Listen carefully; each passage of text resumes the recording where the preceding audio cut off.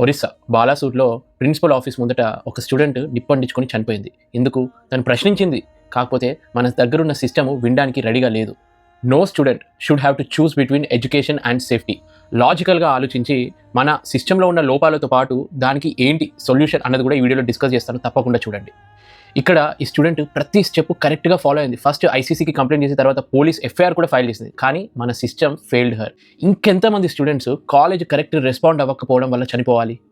మన ఇండియన్ కాలేజెస్లో 65% women sexual హెరాస్మెంట్కి గురవుతున్నారు. 90% కేసు అన్రిపోర్టెడ్. ఎందుకంటే భయం, షేమ్, లేదంటే మన సిస్టమ్ మీద నమ్మకం లేకపోవడం వల్ల. పాష్ యాక్ట్ ఉంది, కానీ నిజంగా ఇంప్లిమెంట్ అవుతుందా? జస్ట్ పేపర్ల మీద పాలసీలు కాదు, నిజంగా సేఫ్టీ కల్చర్ అనేది ఉండాలి. అసలు ప్రాబ్లం ఎక్కడ వస్తుందంటే స్టూడెంట్కి ఇట్లాంటి క్రైసిస్లో ఏం యాక్షన్ తీసుకోవాలో తెలియదు. అందుకే స్టూడెంట్ ఐడి కార్డ్ మీద sexual assault help line number print చేయాలి. ఇలా వాళ్ళు కాల్ చేయగానే మెడికల్గా, సైకలాజికల్గా, లీగల్గా వాళ్ళకి ఒక హెల్ప్ అనేది లభిస్తుంది. సో నార్మలైజ్ అయిపోతుంది అనమాట ఎట్లా రియాక్ట్ అవ్వాలి అన్న విషయంలో. మెయిన్గా ప్రాబ్లం ఎక్కడ వస్తుందంటే మన న్యాయ వ్యవస్థ చాలా లేట్గా వర్క్ అవుతుంది. అందుకే కాలేజెస్ ఏం చేయాలంటే ఎన్జిఓస్ తోటి పార్ట్నర్షిప్ తీసుకొని వెంటనే డెడికేటెడ్ కౌన్సిలర్స్ని, మెడికల్ కేర్ని, లీగల్ ఎయిడ్ని ప్రొవైడ్ చేస్తే సొల్యూషన్ తొందరగా లభిస్తుంది. మెయిన్గా వాళ్ళలో ఒక నమ్మకం కలగాలి. ఎంతమందికి POSH పాష్ యాక్ట్ గురించి తెలుసు? దాని గురించి ప్రాపర్ ట్రైనింగ్ ప్రతి ఒక్కరికి తెలిసి ఉండాలి. చాలా కాలేజెస్ మా దగ్గర 0 కంప్లైంట్స్ అని గొప్పగా పబ్లిసిటీ చేసుకుంటాయి సెక్షువల్ హెరాస్మెంట్లో.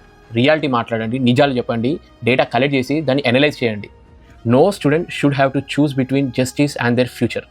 మెయిన్గా కంప్లైంట్ చేస్తే నా స్టడీస్కి ఏమైనా ఎఫెక్ట్ అవుతుందా, వాళ్ళు మళ్ళీ రివెంజ్ ఏమైనా తీసుకుంటారా, కెరీర్ నష్టపోతానని భయపడతారు. ఆ భయాన్ని తొలగించాలి.